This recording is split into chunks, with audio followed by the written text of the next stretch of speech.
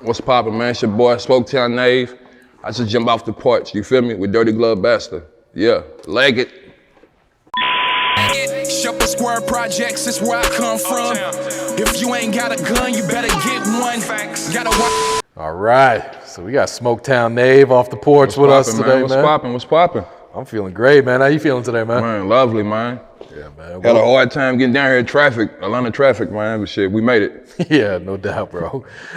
So yeah, talk to us about life in Louisville, man. Man, just like, I'm from, I guess you say the urban hood, you know what I'm saying, in Louisville, so it's like, just like any other hood in any other city. A lot of violence, a lot of gang activities, but you got people who's trying to push through it to do better in life. It's just, you know, every day is an obstacle, pretty much getting through it. That's it. But music scene, we got a lot of people been coming up through her, so you got Bryson Tiller, Jack Harlow, ESCG, so, you know, I feel like we starting to get some look at us now towards music and stuff. Yeah, it's been a long time coming for you guys on the music. Yeah, it's overdue. Absolutely, man. And you know, Louisville's been making national news, what, the last year, 2 years with the Breonna Tayor situation? Yeah, real big. So how has that been in the city with all the protests and just, I'm sure the community just upset with the police? Yeah, it pretty much became like I guess like a norm every day. They got something that we got in the city called Breeway, which is like a area, a square where everybody still go every day since it happened, and protests and all that stuff. So it's real in the city. You can feel the whole vibe, the tension, you know what I'm saying, between the citizens and the cops pretty much. Yeah. I feel that, man. And you're from, what's it called, man? Sheppard Square, Yeah, right? Sheppard Square Projects, the Smoketown neighborhood, which is actually the neighborhood where Muhammad Ali learned how to fight at. Oh, really? Yeah, Okay. It was a trainer up there named Fred Stoner, that's who trained him. Because Ali's actually from the west end part of the city, but he used to come up to the east side, whatever, to box and train and stuff in the gym. So that's where he trained at pretty much where, you know what I'm saying, on my side, where I'm from. Okay. So what was your childhood like growing up there? What were you into? My pops, well, like I said, I was raised in Sheppard Square in the projects. Born in one building, raised in a different building. But my pops died when I was 5 from a heart attack. Oh, wow. I found him dead, dealt with that. My stepfather, he stepped in, which, you know what I'm saying, he played the hell of a role when he didn't have to. Took me in as one of his own. And just like any other normal kid from the projects, had my friends, it was violence. That's when gangs was coming up real big in the 90s. So like the whole blood and Crip shit was like real big in the city in the 90s, like real bad. Yeah. So I had family members that lost their life to it. I had family members that went to prison behind it. But I mean, it was just like any other childhood for any other hood. Yeah. Just a lot of death, and you have to try to find the good and the bad to keep going, to keep pushing. Yeah, absolutely. At what age would you say you jumped off the porch? Probably about 13, 14. Okay. But it was more like jumping off the porch, like just gang of dudes. We hoop every day after school, stuff like that. Some hustle, some didn't. But you know, yeah, about 13. Okay. Going to high school, going to my freshman year. Yeah. And you're the youngest of 7 kids too? Yeah, I'm the youngest. Okay. Yeah, I got, my mama had 7, then I got 3 sisters on my daddy's side. Okay. So really, I guess you could say I'm the youngest of 10 altogether, yeah. And my mama had me at a kind of older age. She had me when she was 42. Yeah. So I'm the baby. Okay. Were you and your siblings real close? Yeah, we were real close. Okay. Yeah, we were real close. Yeah. And actually thinking about it, since my mom passed, that's pretty much what keeping us close. We got a lot of us that got closer than what we was at first, you know. Yeah. Because of that. What would you say has been one of the biggest life lessons you had to learn in your life? No matter what you're going through, shit can always be worse. Like, I don't care what you're going through, it's somebody going through what you're going through 10 times worse, and they still pushing through it. So that's what keep me motivated through life. Whatever I'm going through, I'm like, well, shit, this could be happening, but it's not happening. So just take what I got and keep pushing with it. Yeah. For real, don't take nothing for granted. Don't ever get too comfortable in no situation you in, because shit change up every minute. That's real, yeah. And you also lost over 100 pounds these last few years? Oh, hell yeah, I lost, my heaviest I was 355. Oh, wow. Yeah, I'm at last time I got on the scale, I was at 226 now. Congrats, man. Yeah, had to slow down on drinking, man. I was on like a drink, the lean and shit tough, which is cool, but that shit ain't healthy for you. You know what I'm saying? Like, at all, eating your insides away. Yeah. That's all I was doing. So I tell any little youngin' out there or whatever, man, get off of that shit. If you own it, for real. Yeah. It's cool for the pictures, it's for the image and all that, but in the long run, them stomach pains and all that shit, you're gonna feel it, man. Trust me. Yeah. For real. Yeah, I'm sure that's a big lifestyle change. Right? Yeah, it is. It's a real big lifestyle. I used to wet my black and mouths and shit now. I'm like, nah, I don't do none of that. Yeah, just went cold turkey with it. Yeah. Did you have to suffer through the withdrawals then? Yeah, like a motherfucker. Like a motherfucker. That's why I was saying about the stomach pains, because that's what really gets you. Like, the first day might be straight, second day might be straight, then your body start fiending for that shit. First thing hits your stomach, so it's like your stomach's just getting in knots. Mm-hmm. So I'm like, nah, I can't keep going through this shit. Yeah. Had to kick a cup all the way to the curb. Yeah, I feel that, man. All right, so how long have you been rapping? When did you first start making music? I wrote my first rap, well, actually started at poetry, like in the 3rd, 4th grade. Okay. I always had my big brother, my cousin, they always did music, so I always looked up to them doing it. So I ended up changing my poetry into rhymes probably around 6th grade. And I always kept going back to them, like, man, I want to rap. Letting them hear my raps and stuff. It's like, nah, you're not ready yet. You ain't ready. So one time we took a trip down to Nashville, Tennessee, and we did some work with a engineer down there named Dev. He engineered all the Cash Money's first stuff, like 400 Degrees and all that stuff. Oh, really? Yeah, okay. And it was a dude down there in the studio with us that's supposed to have a verse on the song, but for some reason he couldn't get his verse down. So my brother was like, you want to hop on this? Show me what you got. So I hopped on it, and I was probably like 17 then, and just ain't looked back since then. Oh, really? Yeah. Okay. At all. Who were some of your musical influences? Who were some of your favorites you were listening to when you first started? On some real shit, of course I'm gonna say Pac. For real, it was just Pac and Starlito. Like, to me, in my generation, which I know I might get some slack for, Starlito's my generation Tupac. That's how I feel when it comes to me. Cause I can down and relate to everything he's saying type shit. Yeah. So, yeah. I kind of agree with you. You see I'm wearing a Grindhard hoodie today, I picked the Grindhard hoodie. That's why I told you I fuck with it. Yeah. How'd you get the name Smoketown Knave? Smoketown is my neighborhood where I'm from. Okay. Knave actually came from, I think I was sitting in detention, I asked up in school, and they gave me the dictionary. It was like, you had to write all the K's, whatever. And I got to Knave, and it was like a man of a humble birth.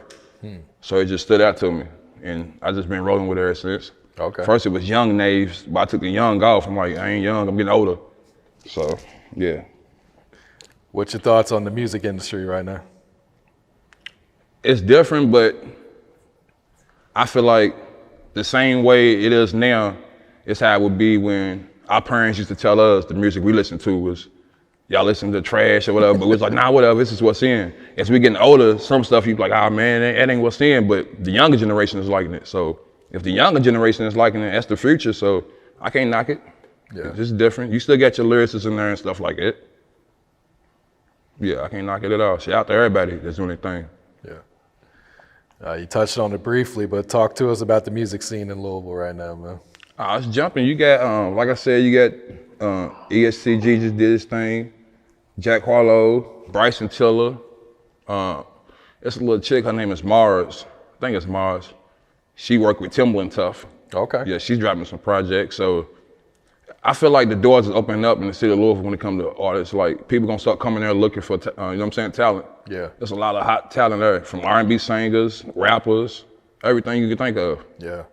Yeah, just even by those artists that you mentioned, they're all like in a different type of lane Exactly. too, you know, which Exactly. is big for a city, because Yeah. usually a city kind of gets, you know, stuck in that one type of sound, but it's like there's a lot of different sounds coming out of there. A lot. Yeah. You got everything you could think of in there, and you got like, it's still a lot of the older artists in there that's still making dope music. Then you got the younger crowd coming in making dope music. So, Louisville's popping, man. Trust me. Yeah. Trust me. I say we might be like the next couple more years. We could be the next Memphis or some you know what I'm saying, some shit like that. I can see that. Yeah. Why do you think it took so long for people to recognize the talent out there? Because every time they heard Kentucky, they just thought it was some country shit. To be honest with you, horses, cows, farms, and all that shit. And it's like it in Kentucky, but where we from, Louisville, Kentucky, like it's the hood, like on some real shit. It's just like if you go anywhere else, it's just like that. So I think that's what it is. And now people actually hearing our music, so they putting two and two together like, oh shit, it ain't like that for real down there. So they gonna see it for themselves now pretty much. Yeah. Would you say most of the artists out there support each other? Yeah, I'll say it for the most part. We have our times where every artist don't support each other, but like if it's an artist that's popping right now, like I've been seeing a lot of people posting Jack Harlow stuff, ESTG stuff when they pop. So I would at least say like the city's behind them. Yeah. Only thing I wish sometime in my city, and it's no knock, and other cities probably do this too, is that support the artists when they on their grind coming up. You know what I'm saying? Like don't wait till they blow up, sign a deal or something, and then you won't make it seem like you always mess with them and you roll with them.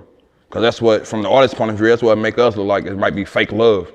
Cause you wasn't showing this support when we was doing these little open mic shows around the city and all that, so that's it. Other than that though, artist-wise, I feel like every artist support each other. Yeah. Yeah. That's real. So what was it like getting into working with Starlito, man? You guys dropped that record and video. It was love.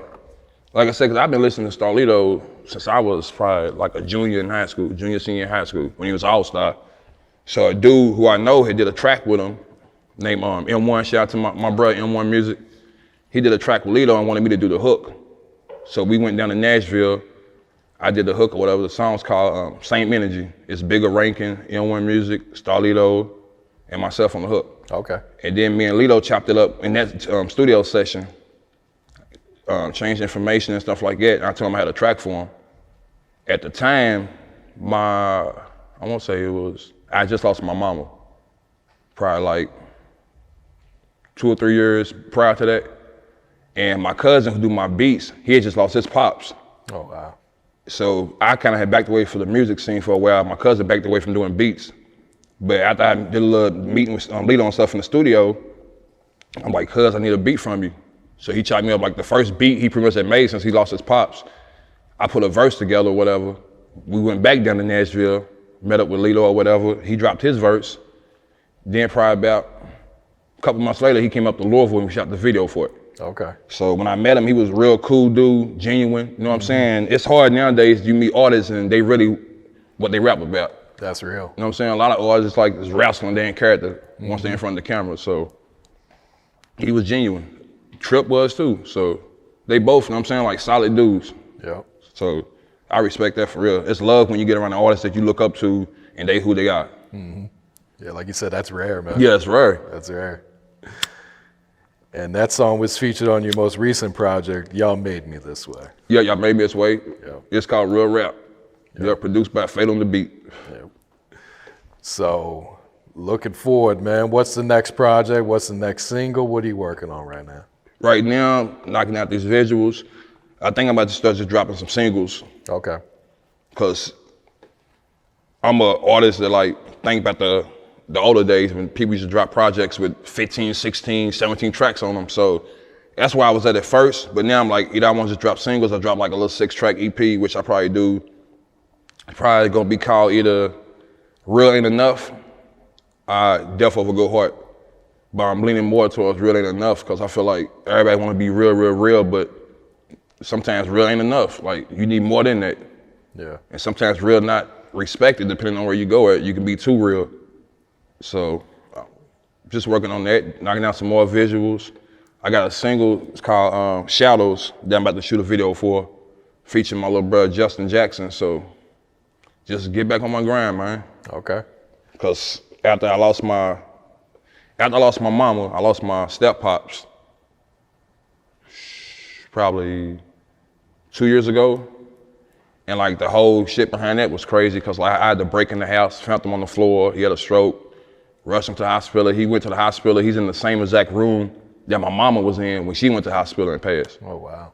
You know what I'm saying? So it's like, and not only that, when he had his stroke, he had it on the 6-year anniversary that my mama died. So it's like, it was some real like crazy shit. Yeah. So I was like, music was the last thing on my mind, so I'm getting back to it now. Yeah. Yeah. Do you put that pain into your music as well? Yeah. Every song pretty much. Yeah. I got my songs here and there, you know what I'm saying, for the ladies and for the youngers and shit, but I like storytelling pretty much.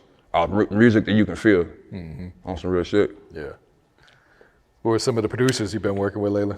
Like I said, my cousin Fate on the Beat. I'm always rock with. That's my blood cousin. Okay. We like it. I rock with a dude named Anthony Track Walker. That's his name on the book on Facebook. He do a lot of my beats. I'm trying to think who else for real. I mostly just mess with like 1 or 2 people. I step out with other people, but other than that, I like my sound. I know what I like to hear, my cell phone. I know what producers know how to do it. So I'm like, if it ain't broke, don't fix it. So I just stick for real with my same people. Yeah. Which is another thing that's funny about my cousin Fate, because when I met Lito, you know, his producer's name Fate. Fate Eastwood. Yeah, so when I sent him the beat, he seen Fate's name on there. He was like, damn, you know Fate Eastwood? I'm like, nah, my cousin's name's Fate too. So he was like, all right, man. So all that shit was crazy too, just how the universe worked. Yeah. And bring different vibes and shit together. Yeah, talk to us some about the challenges that it takes, you know, of being an independent artist. Man, it's rough. I ain't gonna lie to you, it's rough because you see so much stuff to make it seem like people's winning when it comes to the internet, social media, and then you get around certain people and you see like, damn, like I can do this on my own. I don't need a record label behind me or whatever. As long as you got your fan base, your buzz or whatever going and keep building that, you're gonna eventually get where you wanna go at. And then stay true to your fans. Don't get on and then change your flow and change what you rap about and all that, cause that ain't what they gonna remember you from. They like when they first heard you, how you was sounding. That's what they wanna hear. That's real right there. All right, what has being a father taught you about life? Patience. Like, if you don't got patience with kids, you probably never have patience. I got a 13-year-old and I got a 10-month-old daughter. My son's 13. He got autism. He got diagnosed when he was 2. So that whole journey been crazy, but it's like I wouldn't change it for the world. Cause he's pretty much nonverbal, but his body language, like he lets you know, like, I love you. That's how he let me know. Like when I talk to him, I give him a hug, he give me a hug. Like, it's just a vibe of energy. And like, I know a lot of people wouldn't be able to deal with a kid with special needs because they wouldn't have the patience for it. But he taught me nothing but patience. And then my daughter, she's been here before. Like I say, I feel like that's my mama and my daughter, like on some real shit, like reincarnated type shit. So I love being a pops, man. Yeah. Like for real. That's a blessing. And it keeps you out of trouble. If you love your kids, you're gonna want to stay out of trouble. Real shit right there, man. All right, Nave, what else you working on, man? What else is coming up for you, bro? I'm actually been thinking about doing a little like documentary, pretty much shooting, I guess, me working on my next project. Okay. Like all that behind the scenes shit, like even if it's just me picking my son up out of town from his mom type shit, like just get that journey with that ride, get me with my daughter, get me, you know what I'm saying, behind the scenes doing shit. So just that's it, man. Just keep pushing this music out. These singles, that's it, trying to stay in the studio. Yeah. All right, any last words, any shout outs before we wrap it up? Yeah, of course I want to shout out my city, man, Louisville, Kentucky. Louisville, not Louisville, Louisville, Louisville, Kentucky, man. Of course I say my hood, but shout out to every hood in the city, man, because right now it's a lot of bullshit going on, it's a lot of deaths, there's a lot of killing, so man, stop that monkey shit, y'all. Like, for real. Let's come together. Of course, niggas gonna have beef. That's what niggas do in the hood. Niggas gonna have beef. But if it ain't about no bread or nobody ain't touching your family, stop shooting up innocent parks. Stop doing drive-bys. Stop hitting kids and stop doing all that shit, man. Women and all that. Like, that's lame shit. We come together on that, man. We could be one of the biggest cities out here, for real. So, get y'all shit together. Shout out to my family, man. FON, family or nothing. Shout out to my people, Slime, Fate, me, Joe Boy, Kev, Kels, free my peoples. Just, you know, keep rocking with me, man. I swear I got you. Sheppard Square Projects is where I come from. If you ain't got a gun, you better get one. Gotta watch for the cops, the ops, and your